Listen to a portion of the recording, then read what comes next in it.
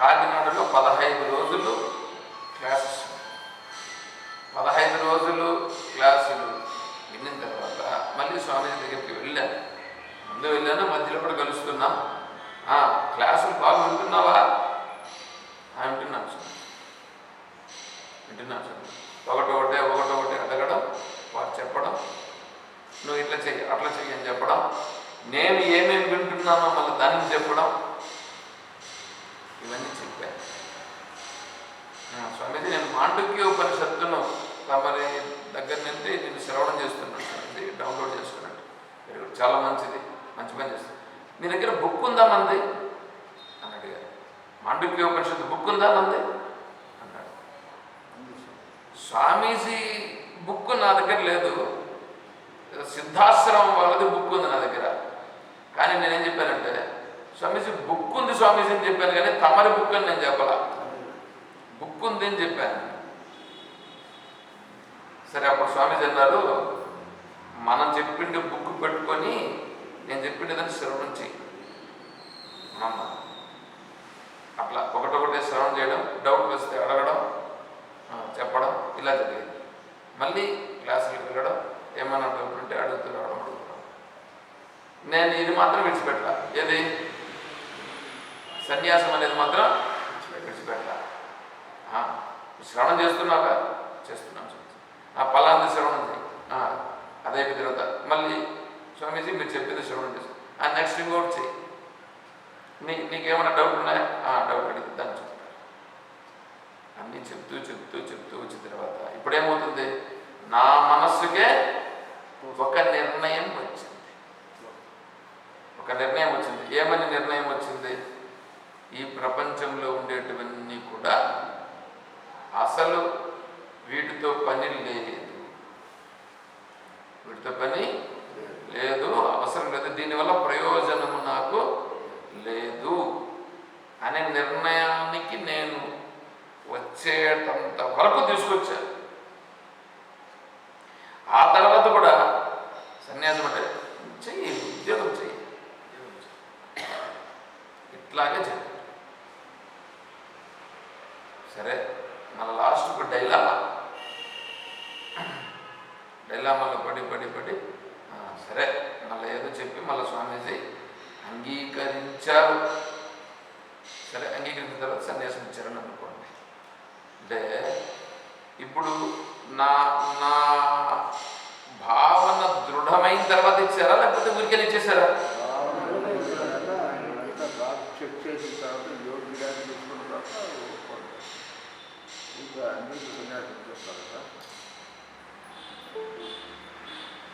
ఇక్కడ ఒక స్వామి కనిపిస్తున్నా, చూసారా? ఇక్కడ ఒక స్వామి, ఈ స్వామి ఉన్నారే, ఈ స్వామీజీని వెళ్ళి అడిగారట, సన్యాసం కావాల్సిన కావాలని అంటే స్వామీజీ సరే చూద్దాం అని అన్నారు. చూద్దామన్నారు. సరే అని మళ్ళీ ఏం చేశారంటే, క్లాసెస్కి రండి అని అన్నాడు. సరే, ఒక క్లాస్కో 2 క్లాసులకో పోయాడు. ఆ లోపల వేరే ఒక స్వామీజీని కలిశారు. స్వామీజీ సన్యాసం కావాల్సింది అంటే, ఏం చేస్తారు మీరు, ఎట్లా ఏంటి అంతా అడిగి, సరే సన్యాసం ఇస్తాం అని చెప్పి వారికి సన్యాసం ఇచ్చేసారు.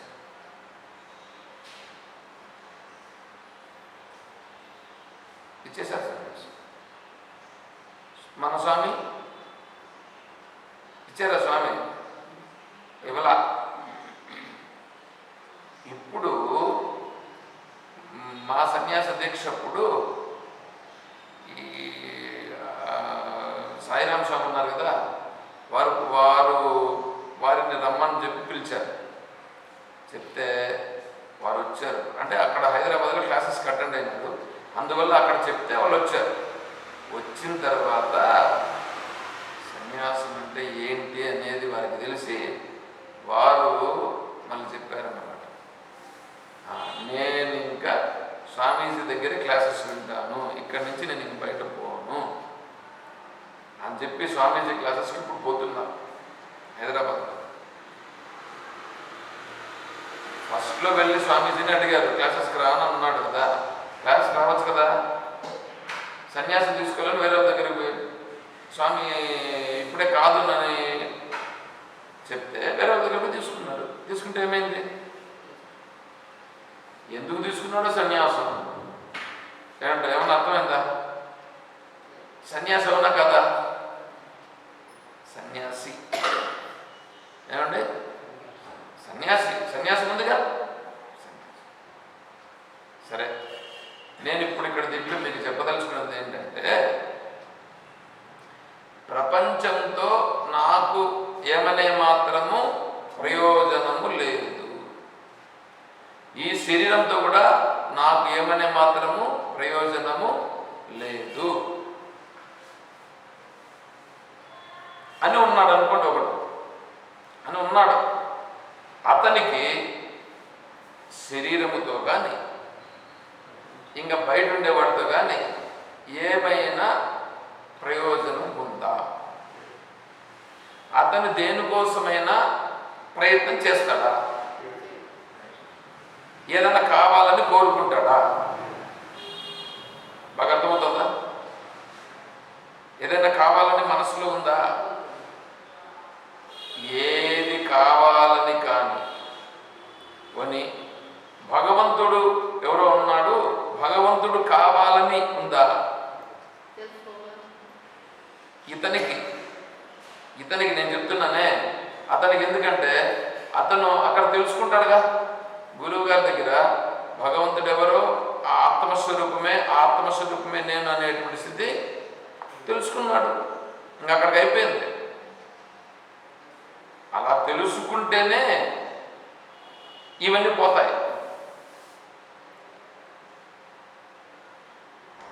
ఏమంటే ఒకటి చెప్తాను, మెంటల్ కూడా ఒకటి ఉన్నాడు. మెంటల్ నేను చెప్పేది నా పైన దృష్టి పెట్టి వినండి. నా పైన దృష్టి పెట్టి వింటే వినిపిస్తుంది, కనిపిస్తుంది. మెంటల్ అంటే మానసిక రోగి. మానసిక రోగికి కూడా వాడికి ప్రపంచాన్ని చూస్తాడు, ప్రపంచం నుంచి ఎవడన్నా కోరుకుంటాడా? వాడు మెంటలోడు కాబట్టి వాడికి తెలియదు. ఏం తెలీదు? దీన్ని ఎలా ఉపయోగించుకోవాలన్నా దీంతో ఏంటి అనే విషయం తెలియదు వాడికి. కాబట్టి మెంటలోడు కాబట్టి వాడు ప్రపంచాన్ని ఉపయోగించుకోవడం తెలియదు. కాబట్టి అట్లా పడితే అట్లా తిరిగిపోతా ఉంటాడు. వాడు ఈతను ఉన్నాడే ఇప్పుడు చెప్పిన జ్ఞాని ఈ మెంటల్లోడు ఉన్నటువంటి ఇద్దరు చూసేదానికి ఒకటిగా ఉంటారు. ఇద్దరు చూసేదానికి ఒకటిగా ఉంటారంటే వాడికి ఏమీ తెలియదు కాబట్టి ప్రపంచాన్ని విడిచిపెట్టేశాడు. ఈయనకు అన్ని తెలిసి విడిచిపెట్టాడు. తేడా తెలుస్తుందా? తెలిసి విడిచిపెట్టాడు కాబట్టి జ్ఞాని, తెలియక విడిచిపెట్టాడు కాబట్టి వాడు అజ్ఞాని. ఇతను ఇప్పుడు భగవంతుడు అంటే భగవంతుడు ఎవరు? నాకంటే వేరే భగవంతుడు లేడు. ప్రపంచం ఉంది కదా, ప్రపంచం ఎందుకుంది, ఎలా ఉంది అంతా ఆయనకు తెలుసు. ఏ విషయాలు ఉన్నాయో వాటి వల్ల ఎంత ప్రయోజనమో అది తెలుసు. అందువల్ల వాటిని ఏం చేస్తాడు? ధర్మం గురించి, ధర్మాన్ని ఎంతవరకు ఉండాలి, ధర్మాన్ని ఆచరించాలన్నా ఆచరించకూడదా, చేయాల్సి వస్తే చేస్తాడు. ధర్మాన్ని చేసేవాడు ఆనందంగా ఉంటాడా? ధర్మాన్ని చేయకుండా ఉండేవాడు ఆనందంగా ఉంటాడా?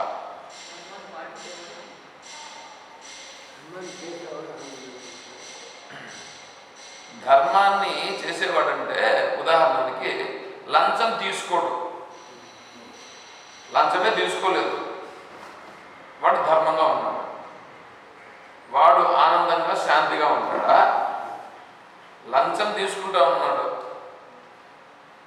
లంచం తీసుకుంటున్నాడు, వాడి డ్యూటీని లంచం కోసమే మార్చుకున్నాడు, వీడు ఆనందంగా ఉంటాడా?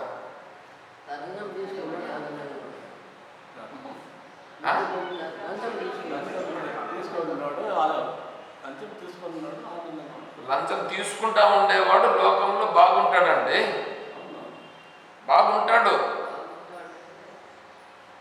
బాగుంటాడు కానీ శాంతిగా ఉంటాడు.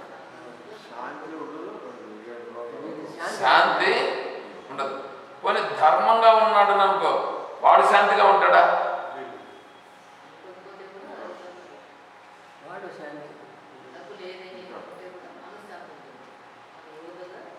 కావాల్సిన చూసుకోండి. ధర్మంగా ఉన్నంత మాత్రం శాంతి ఉండదు. ధర్మంగా ఉన్నంత మాత్రం ధర్మంగా ఉన్నాడండి. కొడుకు కూతురు ఉన్నారండి.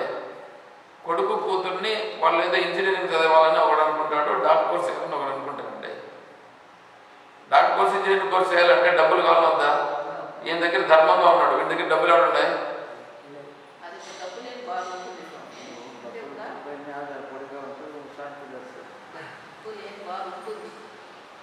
అదే చెప్తా ఉండేది.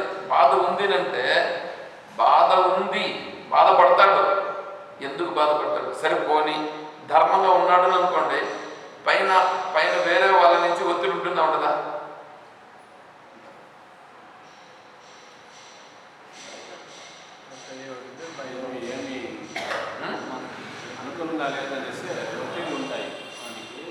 ఏమండి, ఒకతను వ్యాపారం చేస్తున్నాడండి, ధర్మంగా వ్యాపారం చేస్తున్నాడండి.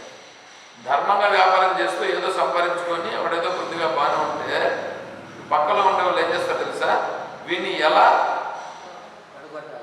పడగొట్టాలని చెప్పి వీడిపైన కుయుక్తులు పలుదల పనదా? వీడు ధర్మంగానే కదా ఉన్నాడు. ధర్మంగా ఉంటే మళ్ళీ ఇవన్నీ జరుగుతున్నాయి లేదా? ఇవన్నీ జరిగినప్పుడు శాంతిగా ఉంటాడా? మరి అది కదా చెప్తాను నేను. ఇప్పుడు ధర్మంగా ఉంటే శాంతిగా ఉంటాడా, అధర్మంగా ఉంటే శాంతిగా ఉంటాడా? ధర్మంగా ఉన్నా శాంతిగా ఉండలేడు, అధర్మంగా ఉండినా శాంతిగా ఉండలేడు.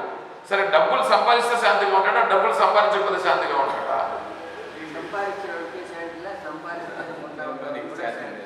డబ్బులు ఉండే వాడికి శాంతి ఉందా? డబ్బులు లేనివాడికి, వాడికి లేదని శాంతి లేదు, వీడికి ఉండి శాంతి లేదు. అవునా? తర్వాత భోగాలు భోగాలు అనుభవిస్తూ ఉండేవాడు శాంతిగా ఉంటాడా, భోగాలు అనుభవించకుండా ఉండేవాడు శాంతిగా ఉంటాడా? భోగాలు అనుభవిస్తాడు అనుకో, రోగాలు బారిన పడతాడు. భోగాలు అనుభవించలేదనుకో, భోగాలు అనుభవించలేదని.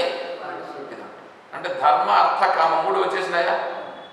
కాబట్టి ఈ మూడింటి వల్ల ప్రయోజనం లేదని నిశ్చయమైంది కదా. లేదని నిశ్చయమైనటువంటి అతని కదా జ్ఞానం అయ్యాడు.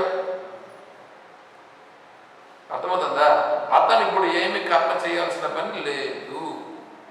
ఆ స్థితికి వస్తాడు అతను. ఆ స్థితికి వచ్చి ఫైనల్ స్టేజ్లో నిలబడి అతను సర్వకర్మ సన్యాసం. అతను సర్వకర్మ సన్యాసం. అతనికి ఇప్పుడు పని చేయాల్సిన పని లేదు, లోకంతో అవసరం లేదు. అయితే లోకంలో ఉన్నాడా లేదా? ఉంటాడు. ఏమైనా చేయాలన్నా వద్దా? చేస్తాడు. ఏం చేస్తాడు? శాస్త్రం ప్రకారంగా ఏదైనా చేయాల్సి ఉంటే చేస్తాడు, లేకపోతే లేదని కూడా.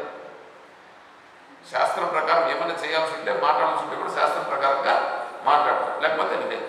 ఇతను సర్వకర్మ సన్యాసము. ఏమన్నా అర్థమైందా? నెంబర్ 1. నెంబర్ 2 సన్యాసము. ఒకటోది సర్వకర్మ సన్యాసం చెప్పాము. రెండవది సన్యాసం గురించి చెప్తున్నాం. సన్యాసం అంటే ఈ ప్రపంచంలో ఉండి విసిగిపోయి అంత తలకాయ నొప్పి, ఎందుకు ఊరికి ఏగేది, వీళ్ళతో కష్టంగా అని చెప్పి విడిచిపెట్టేసిపోయి సన్యాసం తీసుకున్నాం.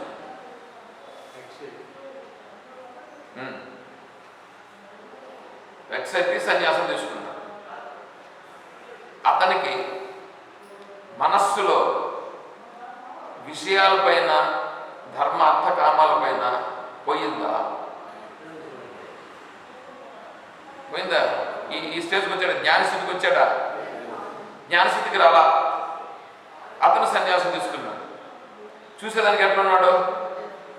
సన్యాసి. సన్యాసం తీసుకున్నాడు. ఇప్పుడు సన్యాసే కదా అతను. మొదట అతను సన్యాసం తీసుకున్నాడు,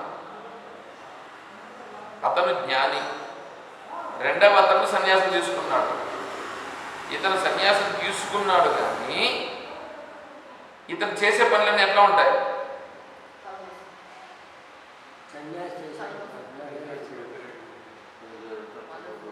సన్యాసిగా ఉండలేడు, జ్ఞానిగా ఉండలేడు. బట్టలు మాత్రం సన్యాసి బట్టలు వేసుకున్నాడు కానీ లోకంలో చేసే పనులన్నీ చేస్తాం. అంతేనా? వేరే వాళ్ళు వస్తే వాళ్ళని పిలుచుకొని రండి, నా దగ్గర పిలుచుకొని నేను చెప్తా, వాళ్ళకి తీర్మానం చేస్తా అంటాడు. తీర్మానం చేస్తా అంటాడు. సంసారంలో ఏమన్నా ఇంతకు ముందు చేస్తానంటాడు, గలాట్లు పడింటే నేను చెప్తారా వాళ్ళు తీసుకురా. పెళ్ళిళ్ళకు పేరెంటాలకు పోతాడు, పెళ్ళిళ్ళు చేపిస్తూ ఉంటాడు. ఏమంటే పెద్ద మనిషిగా వ్యవహారం చేస్తూ ఉంటాడు. పేరుకు సన్యాసే కానీ సన్యాస లక్షణాలు ఉన్నాయా? లేవు. అది రెండవది అయిందా? ఇంకా మూడవది, ఈ మానవులుగా ఉన్నారంటే మానవులుగా ఉండేటువంటి వాడు వీడు ఇప్పుడు ఏదో వీడు సంసారం చేసుకుంటున్నాడు. ఇప్పుడు సంసారం చేసుకుంటూ ఉండేటువంటి వీడు ఇప్పుడు ఈ సంసారంలోనే ఉండాలన్నా లేకపోతే సన్యాసం తీసుకోవాలన్నా, లేదా మూడవది జ్ఞానం ఉన్నాడే ఈ సర్వకర్మ సన్యాసం అట్లా ఉండాలన్నా? నేను చెప్పేది అర్థం చేసుకోండి. సంసారంలో అంటే జ్ఞాన సన్యాసిగా ఉండేదే మంచిది. సంసారంలో ఉన్నాడు, సంసారంలో బాగా బాగా వినండి, వినిన తర్వాత మళ్ళీ అర్థం చేసుకోండి. సంసారంలో ఉన్నాడు, ఇప్పుడు సన్యాసిగా ఉండాలన్నా, సన్యాసి కావాలన్నా, లేదా సర్వకర్మ సన్యాసి కావాలన్నా అని చూసినామని అనుకోండి. ఇప్పుడు సన్యాసి అయినాడని అనుకోండి, సన్యాసి అయినాడని అనుకో, ఒకవేళ వీడు ఈ సన్యాసిగా అయినా కూడా ఈ విషయాలన్నీ విడిచిపెట్టలేదు కాబట్టి అప్పుడు నిజమైన సన్యాసి అయ్యాడా? నిజమైన సన్యాసి కాలేదు. నిజమైన సన్యాసి కాలేదు. ఇంకా పైన ఉన్నాడే, పైన ఉండేటువంటి అతను ఎవరు? సర్వకర్మ సన్యాసి జ్ఞాని ఉన్నాడే. జ్ఞాని స్థితిగా వీడు ఉండగలడా? జ్ఞాని స్థితిగా ఇతను ఉండగలడా?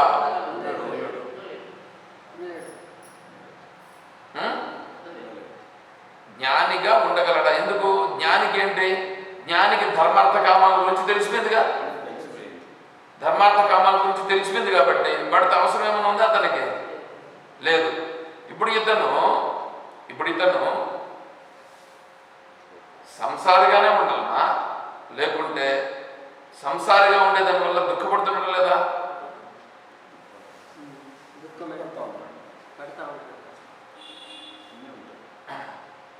నీకు అర్థమవుతుందా కావట్లేదు? నాకేనా అర్థం కావట్లేదు.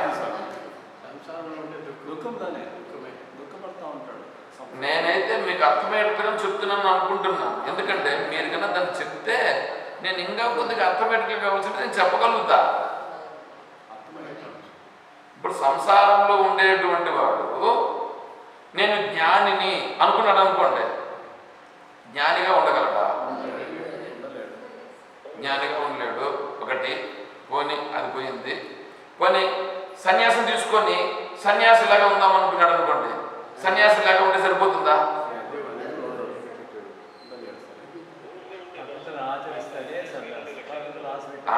అంటే ఇప్పుడు సన్యాసం తీసుకోవడం మంచిదా? ఇతను సన్యాసం తీసుకోవడం పూర్తిగా మంచిది కాదు, అవునా? సరే, ఇప్పుడు ఇతను సంసారంలో ఉండి సంసారాన్ని చేసుకుంటూ ఉండాలన్నా, లేకంటే నేను జ్ఞానిని కావాలి అని అనుకోవాలన్నా? జ్ఞానిని కావాలి అని అనుకోవాలి. ఓకే, జ్ఞానిని కావాలి అని అనుకుంటే జ్ఞాని అయిపోతాడా?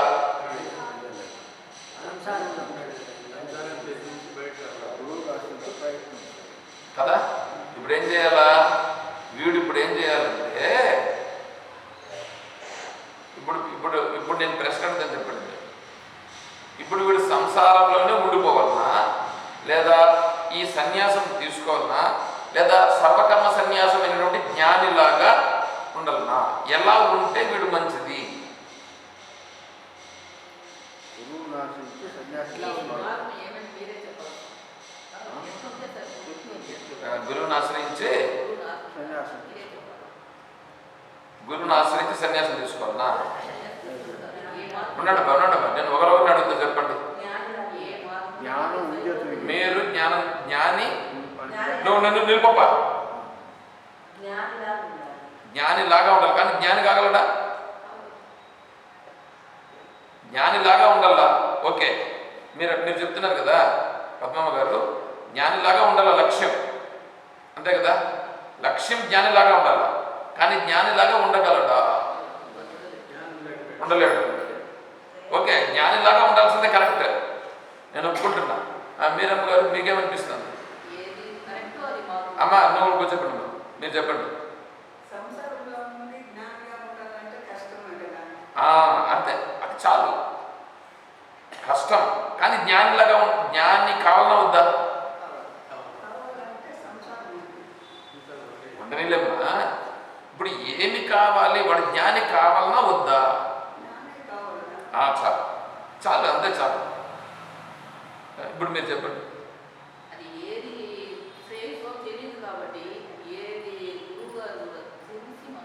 అట్లా కాదు, నువ్వు నిర్ణయం చేయాలి కదా, నీకు ఏం కావాలనేటువంటిది తెలుసు. అవంతా వద్దమ్మా. ఇప్పుడు జ్ఞానిగా ఉండాలన్నా అంతే, అది చెప్పు. జ్ఞానిగా ఉండాలా, కానీ జ్ఞానిగా ఉండలేడు, అంతే చాలు, ఉండు అక్కడ ఉండు. మీరు చెప్పండి. ఓకే, మీరు చెప్పండి. నాకు తెలుసు. జ్ఞానానికన్నా మించింది ఇంకోట్లేదు. జ్ఞానం కావాలంటే ఫస్ట్ సంసారం ఇంకా బయటపడాలి. అది మళ్ళీ చెప్తూలే, జ్ఞానిగానే ఉండాలి. జ్ఞానిగా ఉండాల, కానీ జ్ఞానిగా కాలేడు కదా, అది ఉండదు. ఇప్పుడు నువ్వు చెప్పబ్బా, సన్యాసం తీసుకోవాలన్నా?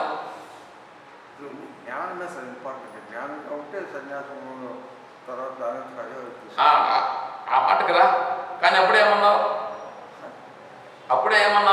అదే జ్ఞానిగా ఉండాలని అన్నాను. నువ్వు అట్లా సన్యాసం తీసుకోవాలని అన్నావు. నువ్వు జ్ఞానిగా ఉంటే సన్యాసం తీసుకోవాలి. నువ్వు అట్లా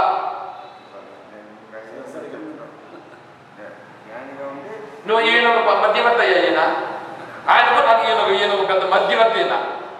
జ్ఞానం తీసుకొని స్వామీజీ ఈ రోజు కూడా చెప్పాడు, ఇట్లా ఎవరన్నా పిచ్చి పిచ్చి మాట్లాడుతుంటే గట్టిగా మాట్లాడని చెప్పాడు.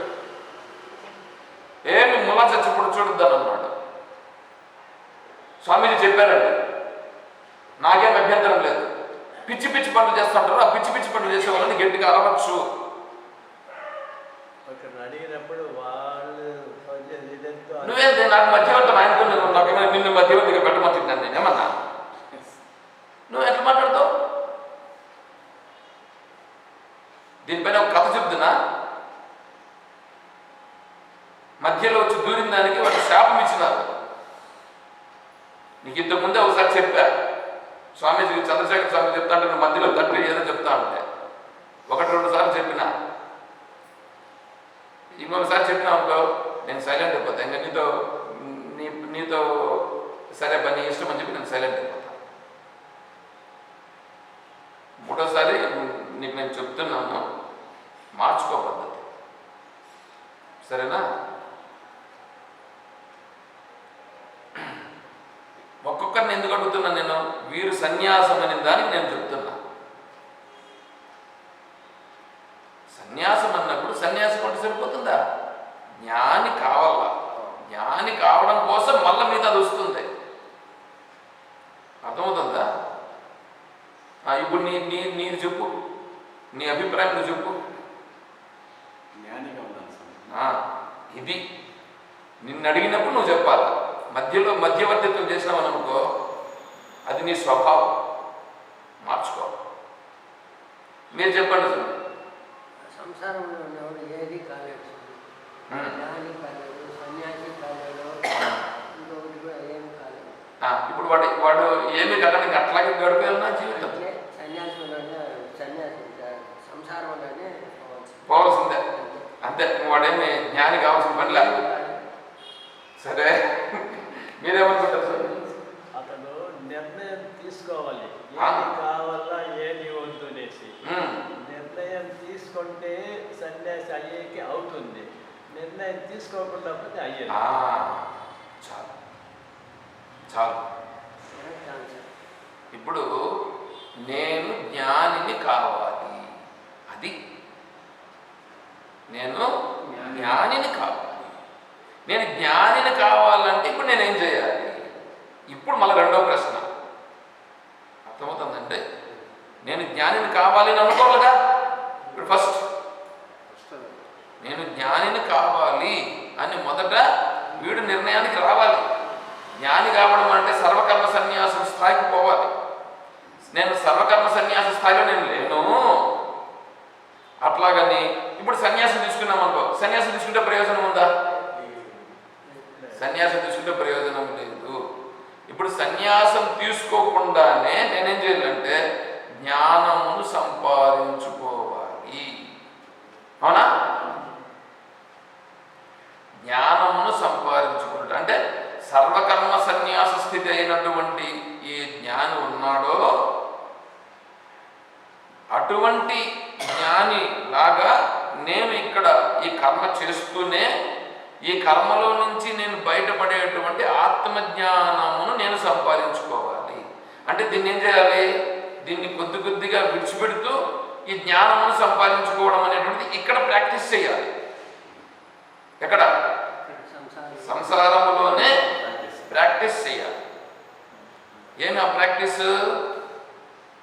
జ్ఞానమును సంపాదించుట, సంసారము నుండి బయటపడుట, సంసారమును కొద్ది కొద్దిగా విడిచిపెట్టుట, జ్ఞానమును కొద్ది కొద్దిగా పట్టుకొనుట. అర్థమవుతుందా? ఏమండి? అంటే అది సన్యాసిగా ఉండేవాడు. ఇప్పుడు ఆల్రెడీ వాడు వాని స్థితిలో పోయినాడు, కానీ వాడు నిజంగా వాడు ఉండలేకపోయాడు. వాడు అట్లా ఉండకూడదు. ఇప్పుడు ఉండలేడు అలాగా. అలా ఉండడం మంచిదా? అలా ఉండడం మంచిది కాదు. పోనీ సర్వకర్మ సన్యాస స్థితిలో ఉందామనంటే ఉండలేడు. సర్వకర్మ సన్యాస స్థితిలో ఉండలేడు. ఈ సంసారములో ఉండడానికి వీడికి అనిపించాలి వెనకాల ఈ అగ్గి పెట్టినట్లుగా ఇదంతా ఎంతసేపు ఇబ్బంది పెడుతూ ఉండాలి. వీడికి సంసారం ఇబ్బంది అని అనిపించాలా. సంసారం ఇబ్బంది అని అనిపిస్తే వీడు దీంట్లో నుంచి బయటపడాలని అనుకుంటాడు. సంసారం ఇబ్బంది అని అనిపించినప్పుడు ఏమవుతుందంటే వీడు దీంట్లోనే.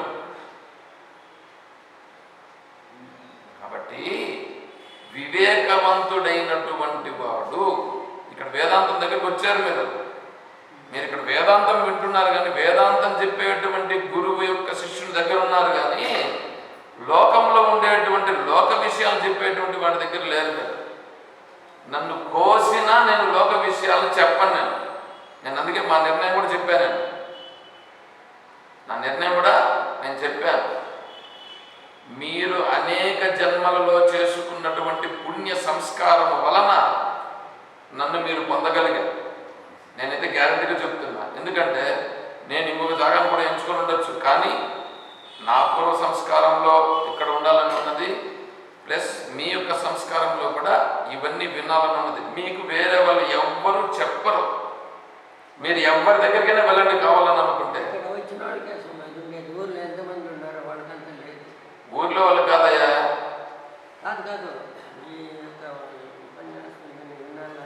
స్వామి, నేను చెప్పింది నీకు అర్థం కాదా? ఎందుకంటే మీ మైండ్ లేదు. నాకు అర్థమైపోయింది. ఎందుకంటే ఏ సాధువు దగ్గరకన్నా పో, ఏ సాధువైనా సరే ఇక్కడ మనం చెప్పినట్లుగా నీకు ఎవరైనా చెప్తారా?